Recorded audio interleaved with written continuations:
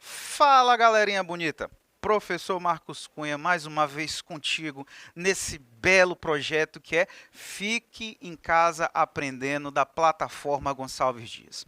E, galera, antes da gente começar a nossa aula de hoje sobre a bela geografia, eu venho te fazer aquele lembrete bacana. Depois dessa aula, Marcos, olha, fiquei com dúvida. Marcos, eu quero relembrar, gostei. Poxa, Marcos, tu citou algum termo aí nessa aula que tu deu nas aulas anteriores. E agora?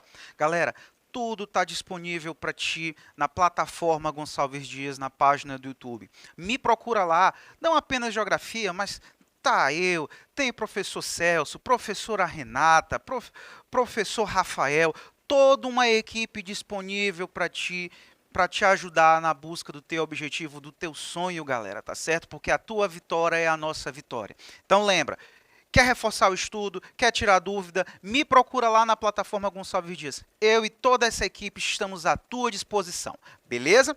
Então, galera, volta para cá agora.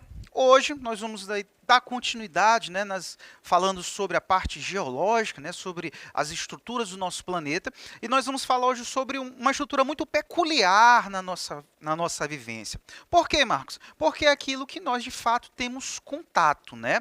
Eu vou citar um exemplo fácil aqui para ti, né? Por exemplo, tu vai fazer uma viagem, né? Sai daqui, por exemplo, de São Luís e vai em direção a Carolina.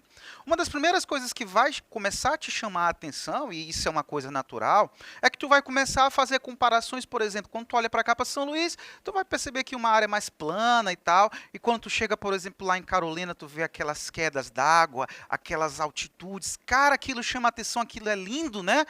Eu estou falando de quê? Eu estou falando de relevo, né, galera? Que é a nossa temática de hoje.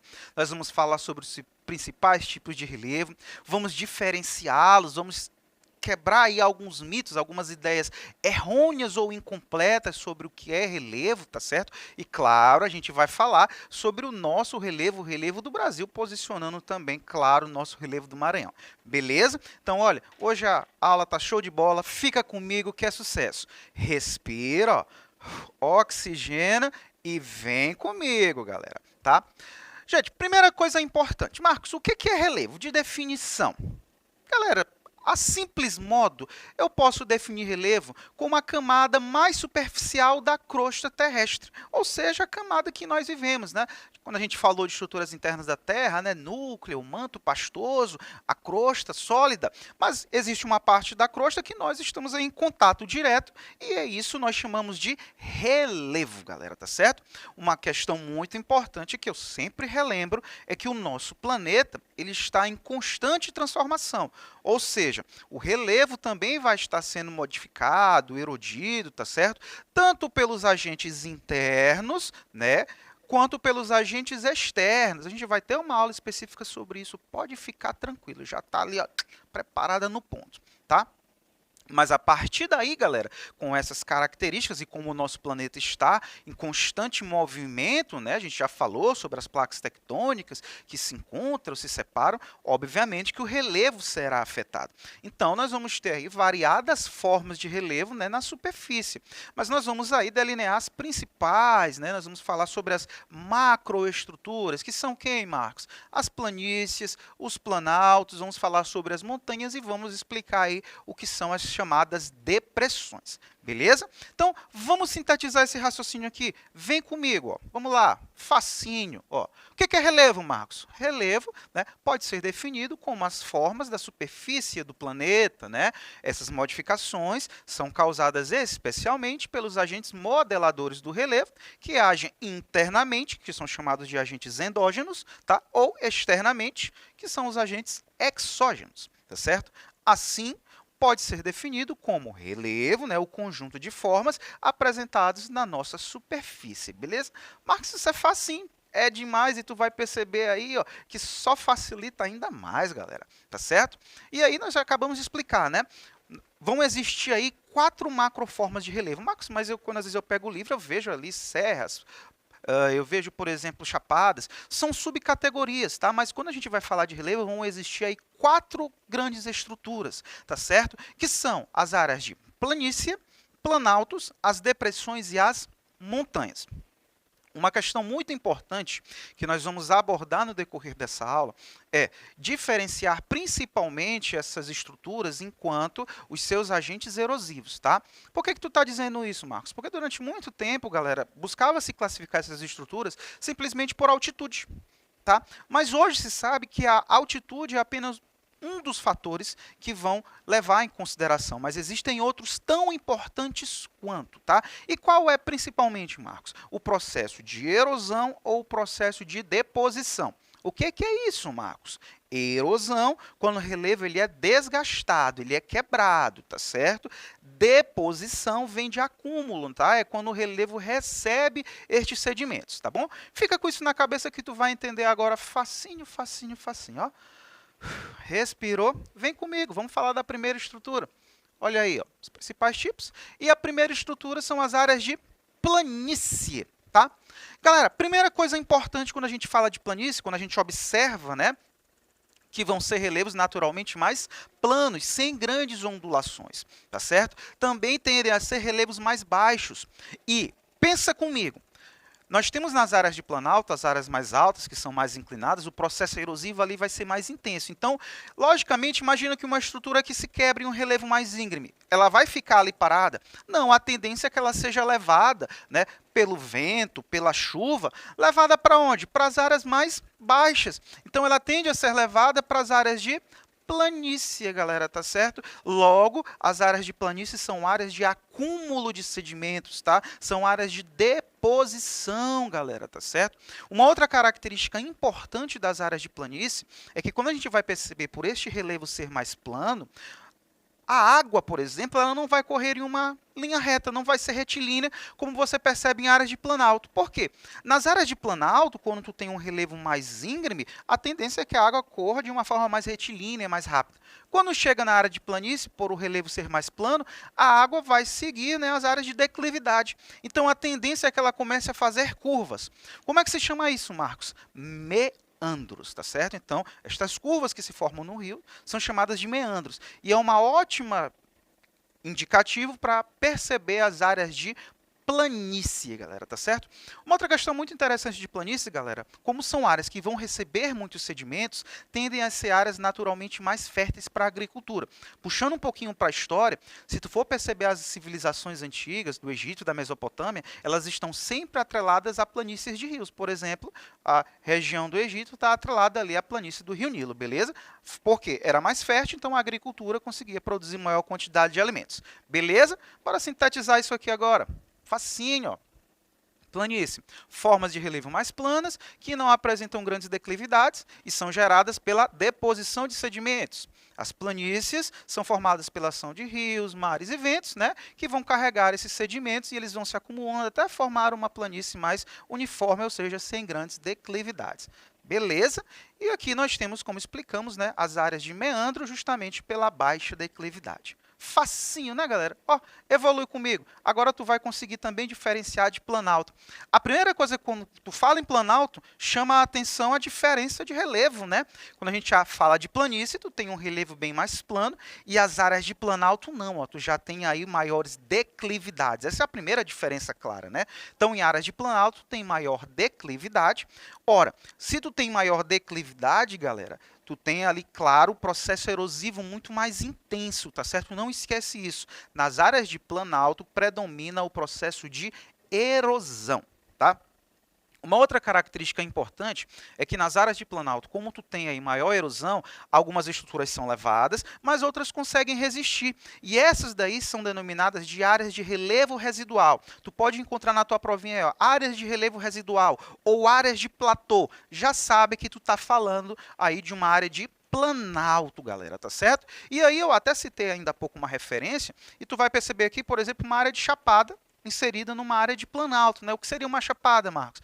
Declividades com um relevo tabular, né, numa superfície, no caso ali com as maiores altitudes, mais planas, tá certo? Então aí representa uma área de chapada inserida num planalto. Beleza? Então, vamos evoluir aqui, ó, vamos sintetizar esse raciocínio. Planalto é a classificação dada a uma forma de relevo constituída por uma superfície mais elevada, predominam ondulações amplas sujeitas ao processo de erosão, que é bastante intenso. Não esqueça, predomina erosão. Nos planaltos, a erosão é superior à deposição, também são conhecidas como área de relevo residual ou área de platô. Fácil, Marcos. Cara, eu nunca mais erro. Tu não erra, isso aqui é gabarito certo na tua prova, galera. Continua comigo. Próxima área, as áreas de depressão, gente, tá certo? Também é muito fácil de entender.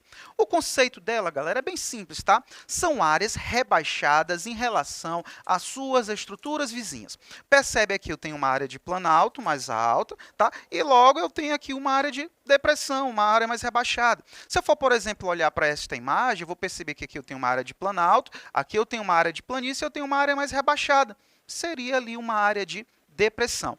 Ora, Marcos, na depressão predomina o quê? Gente, predomina a erosão. Agora, uma questão importante. A depressão, ela pode ser dividida em duas categorias. E tu conhece. Já ouviu falar, por exemplo, na Holanda, país? Claro, Marcos, né? País muito lindo. Sabe como é que a Holanda ela é chamada popularmente? Região dos Países Baixos. Por quê, Marcos? Porque é uma região que fica abaixo do nível do mar. Essas regiões, galera, que ficam abaixo do nível do mar, são chamadas de depressões absolutas. Eu vou te mostrar bem aqui na imagem, ó. Vê bem aqui, ó, uma área de depressão, área de montanha. Olha, por exemplo, bem aqui, ó, uma depressão absoluta. Ó o nível do mar, e olha aqui onde é que a região fica. Isso aqui é uma depressão absoluta. E o que seria o outro tipo de depressão, Marcos? São justamente as áreas rebaixadas, mas que ficam acima do nível do mar, ó. Aqui eu tenho uma depressão relativa, galera, tá? No Brasil, por exemplo, nós só temos depressões relativas, ou seja, não existe nenhuma área no Brasil que está abaixo do nível do mar. Belezinha? Marcos, isso aqui é muito fácil. Bora sintetizar, olha aí, ó. O que são depressões? São formas de relevo que se encontram rebaixadas em relação às outras formas vizinhas. Foram aplainadas, ou seja, erodidas por longo processo de erosão, né?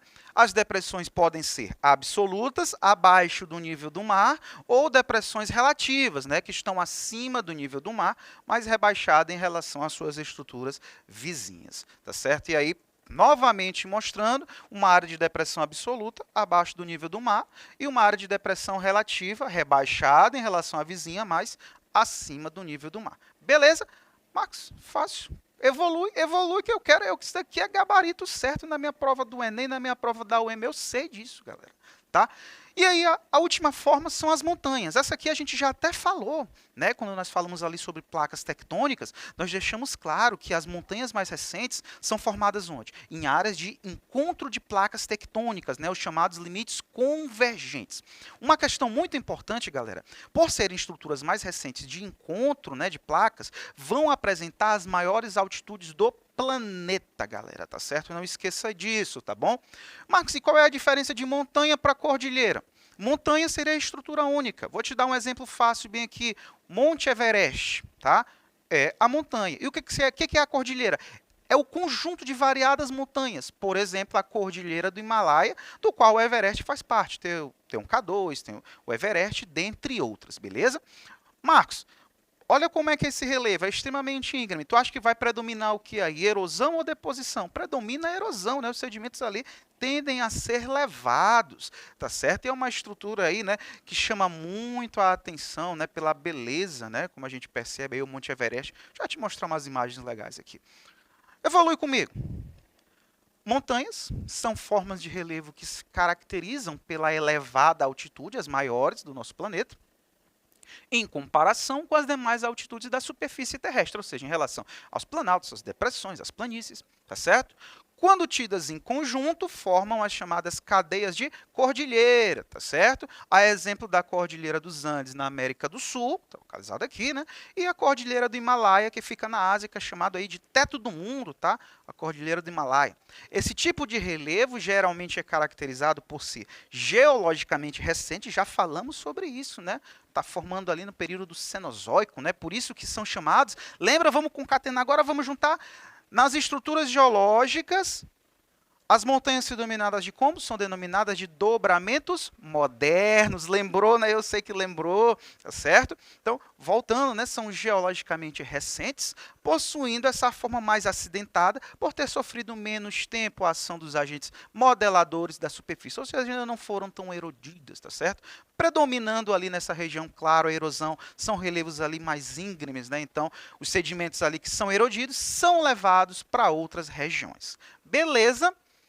E aqui, galera, duas imagens que vão mostrar aí, né, duas cordilheiras, duas regiões aí de montanhas muito bonitas, certo? Aqui nós temos a Cordilheira do Himalaia, né, onde a gente pode perceber aqui o Monte Everest, né, mais alto, quase 9.000 metros de altura, tá certo? Condições aí de vida praticamente mínimas no topo, tá certo? E aqui na América do Sul nós temos a Cordilheira dos Andes, né, localizada ali no Peru, na Argentina, tá certo? E aí nós temos aqui a cidade de Machu Picchu, por exemplo, que está situada ali nesta região da cordilheira. Tá certo?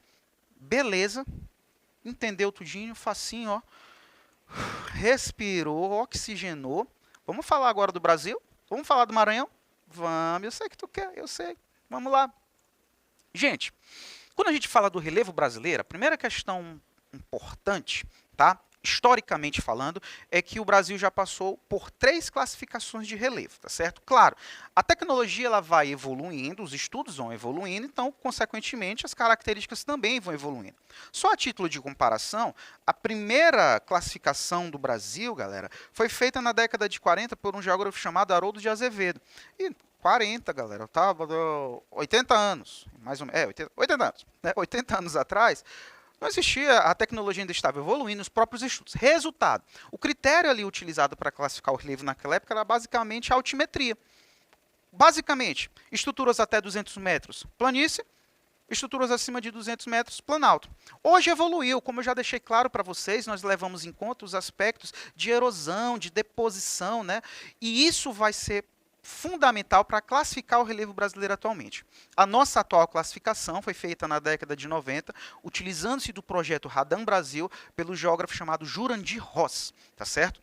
E utilizando esses processos erosivos, tá certo? Ele vai classificar o relevo brasileiro em 3 macroestruturas, gente, tá? Planaltos, depressões e planícies. Veja, Marcos, não tem montanha no Brasil, nós temos só montanhas antigas, nós não temos dobramentos modernos no Brasil, tá certo, galera? Então, o relevo brasileiro, galera, ele vai ser dividido em 11 planaltos, 11 depressões e 6 planícies, tá? Somando ao total 28 macroestruturas. Vamos sintetizar isso bem aqui, ó. Classificação de Jurandir Ross, dividiu o relevo brasileiro em 28 estruturas, sendo 11 áreas de planalto. O que predomina no planalto? Predomina o processo erosivo, galera, tá certo? 6 áreas de planície, o que predomina no processo da planície? Deposição, acúmulo de sedimentos. E 11 depressões, 11 áreas rebaixadas em relação às vizinhas, ou seja, relevos ali que vão ficar, né, acima do nível do mar. Lembra, no Brasil não existem depressões absolutas, ou seja, no Brasil, galera, não temos nenhuma área que fica abaixo do nível do mar, todas elas estão acima, então no Brasil só existem depressões relativas. Levando em consideração isso, tu percebe, galera, que no relevo brasileiro tu tem 11 áreas de planalto, predomina o quê? Erosão. 11 áreas de depressão, que predomina o quê? Erosão. Então, em 22 áreas do relevo brasileiro, predomina o processo erosivo. E apenas 6 áreas predomina o processo de acúmulo de sedimentos. Então, pensa logicamente comigo. No relevo brasileiro, ele vai ser muito intemperizado, muito erodido ou pouco? Muito, Marcos, tá certo? Característica do relevo brasileiro, muita atenção. É um relevo antigo e bastante intemperizado, bastante desgastado. Por essa característica marcante, galera, e pelo Brasil estar no centro também de uma placa tectônica, não apresentar dobramentos modernos, o Brasil não apresenta grandes altitudes, tá certo? Se a gente for levar em consideração aí, ó, 40% do território brasileiro está ali até 200 metros, tá certo? 45% entre 200 e 600. Então sobra aí o quê? 15% do relevo brasileiro, né, ficando acima dessas estruturas de 600 metros. Então, é um relevo baixo, justamente porque ele é muito intemperizado. E no Brasil, né, a gente já falou, não apresentam grandes montanhas. E, Marcos, e no Maranhão? Tá? Para a gente finalizar essa aula de hoje. Galera, o relevo maranhense também é um relevo de baixas altitudes. As nossas maiores altitudes vão ficar onde? No sul do estado, tá certo? Vão ficar localizadas aqui nessa região ali de Balsas, né, onde tu tem ali a Serra do Gurupi, por exemplo, tá certo? E as menores altitudes no norte. Por isso, galera, uma característica marcante do relevo Maranhão, lembra, é que as altitudes vão seguir do maiores altitudes do sul para o norte. E os nossos rios, galera, tá, vão correr do sul, das áreas mais altas, para o norte, as áreas mais baixas. Beleza? Então, gente, é isso aí. Espero que tenham gostado. Me procurem lá na plataforma que eu estou te esperando. Valeu!